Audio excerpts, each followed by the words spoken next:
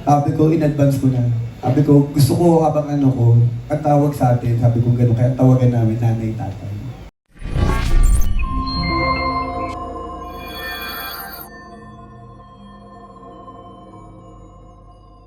Oh, kaya kayo perfect match. Tama! Oo. Diba? Oh, anyway, meron pang tanong si Gord. Yes, Nay! Okay. So si Julia Robang nasusunod sa budgeting at sa mga pangangailangan sa bahay. Wala ka ng say, Coco? Lahat siya. Wala ako say. Basta ako lang, ang parte ko lang talaga sa bahay, taga-trabaho, taga-check. Lahat ng mga sira, lahat ng ano. Ako pagkasabi sa kanya, nanay, pagawa na po natin yun kasi kita natin yung mga ano. Kasi sabi sa bahay, ngayon pa lang, sabi ko nga, sa age namin, in-insist ko na, sabi ko nga, very Filipino kami. Kumbaga, ang inaano na namin, gusto namin, sabi ko, dati kasi di ba pagbagay sa'yo, babe, han, love.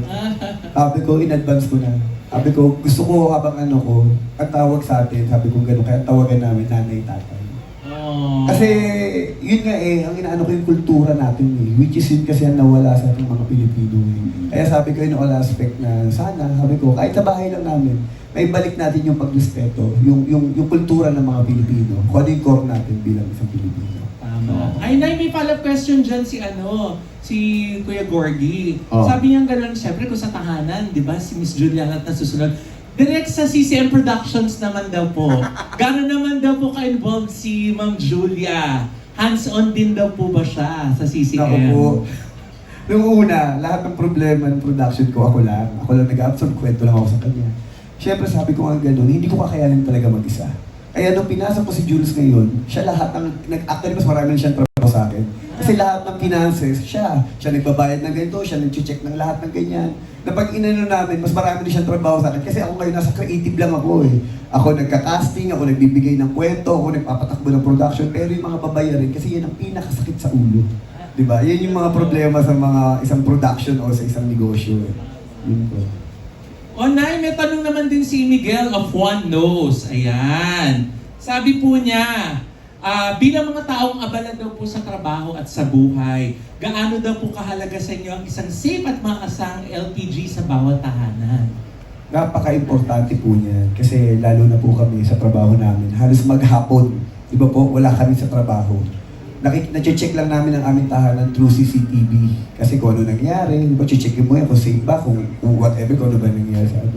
Siyempre, honestly, alam naman natin itong mga Pilipino, marami ng mga insidente, di ba, na minsan nga, may nagluluto, sumisingaw, biglang sumabog, nagkaroon ng problema sa bahay, nagkaroon ng sunog.